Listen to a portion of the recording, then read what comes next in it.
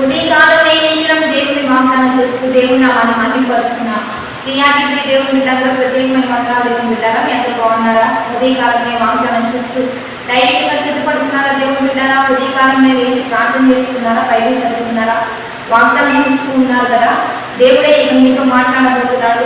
విశ్వాసంతో విందాం. ఈరోజు దేవుని వాళ్ళు ఏం మాట్లాడబోతున్నాడు చూద్దాం. ద్వితీయోపదేశకాండము 33వ అధ్యాయము 29వ వచనము. ఇశ్రాయేలు నీ భాగ్యం అంత గొప్పది, యెహోవా రక్షించిన నిన్ను కోరిన వాడెవడు? ఆయన నీకు సహాయకరమైన కేడము, నీకు ఔన్నత్యములు కలిగించు ఖడ్గము.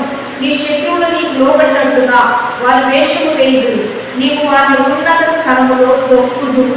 ఈరోజు దేవుడు బిడ్డారా, నీ గురించే దేవానికి దేవుడు ఇచ్చిన బలమైన వాక్యది. దేవుడు ఇశ్రాయేలు ప్రజలతో ఏమని మాట్లాడుతున్నాడంటే మోషే ద్వారా, ఇశ్రాయేలు నీ భాగ్యం ఎంత గొప్పది, ఎందుకంటే నిన్ను రక్షించిన వాడు దేవానికి దేవుడే. ఎర్ర సముద్రంలో బానిస బ్రతుకుల్లో మరి ఆకలితో అరణ్యంలో బాధపడుతున్నప్పుడు, కృంగిపోతున్నప్పుడు, పలు సమస్యల్లో, పలు తెగుళ్లలో, పలు రోగములలో నిన్ను రక్షించింది ఎవరు అంటే దేవానికి దేవుడే. ఇప్పటికీ నీ సజీవుల్లో లెక్కలో ఉన్నావు అంటే దేవుడు నీ మీద ప్రత్యేకమైన కృపనిచ్చాడు. నువ్వు ధన్యుడివి, నీవు గొప్పవాడివి, నీ భాగ్యం ఎంతో గొప్పది. అందుకని దేవుడు అంటున్నాడు ఇక్కడ, నీ భాగ్యం గొప్పది కనుక నీ పక్షాన నేనున్నా. ఏమని అంటున్నాడంటే ఆయన నీకు సహాయకరమైన కేడము.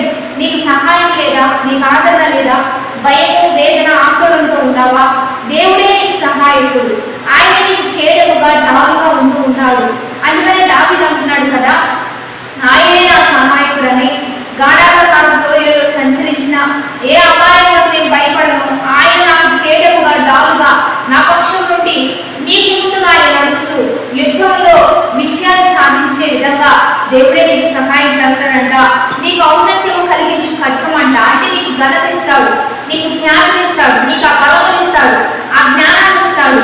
ఆయన ఖడ్గంగా శత్రువుని ఎదిరించడానికి నీకు ప్రత్యేకమైన అభిషేకాన్ని ఇచ్చి లేపుతాడంట. దేవుని బిడ్డారా, నీ శత్రువు నీకు లోబడినట్లుగా వారు వేషం వేస్తారంట.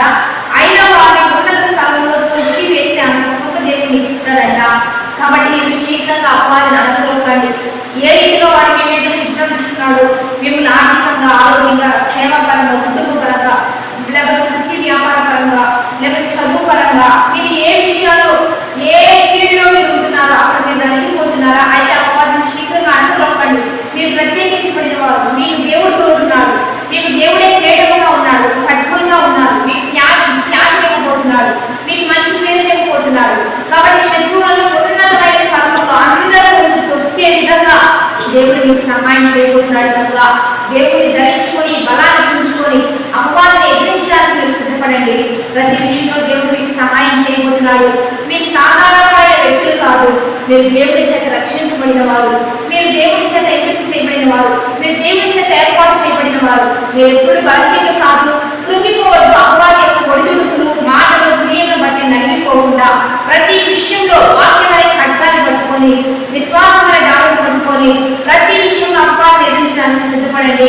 కాబట్టి ధైర్యంగా ఉండండి. దేవుడు మీతో మాట్లాడుతూ ఉండగా వాగ్దానాన్ని బట్టి ప్రార్థన చేద్దాం. ఈ దినము తండ్రి ఎంతమందితో మీరు మాట్లాడుతున్నారో ఈ వాక్వచనాలన్నీ వారి పట్ల నెరవేర్కొని నడిపిస్తూ ఖడ్గముగా, డాలుగా, బలముగా, ఔన్నత్యంగా మీరే వారి తోడుగా ఉండి శత్రువులను అడగలోకి నీవయ్యా ఉన్నత స్థలంలో వారికి సిగ్గు అవమానం కలుగునట్లుగా మీరే మీ బిడ్డ పక్షాన, మీరే మీ జనాల పక్షాన యుద్ధం చేస్తూ గొప్పవారిగా, ఉన్నతమైన వారిగా హెచ్చుకోమని చెప్తున్న వారికి దీవెన శుభం ప్రకటిస్తూ ఈ ఘనమైన నామాన్ని మేము తెచ్చుకోమని యేసుక్రీస్తు పేట అడిగి పెట్టుకుని ప్రార్థిస్తున్నాము తండ్రి. ఆమె 50 దిన ఉపవాస ప్రార్థన జరుగుతున్నాయి. ఈ దినం 29వ ఉపవాస ఆరాధన కలుసుకోండి.